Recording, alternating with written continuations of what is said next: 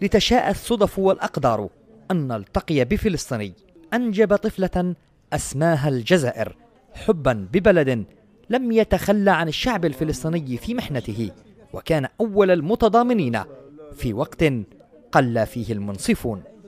سميتها الجزائر كتضامن الشعب الجزائري مع أهل غزة. الجزائر هم أكثر ناس متضامنين مع أهل غزة، هم اللي قلبهم على غزة، هم اللي قلبهم على أطفال غزة وشيوخ غزة ونساء غزة. فالأطفال في غزة أصبحوا رجالا قبل أوانهم، ويعرفون من هو جلادهم، ويدركون أن شعبهم كان ضحية. عمو، ليش ايش صار الليلة؟ عاصف هبطوا طلع عمتي، واحنا شغلنا عند طلع عمتي دا ابراهيم، احنا ايش صرنا معيط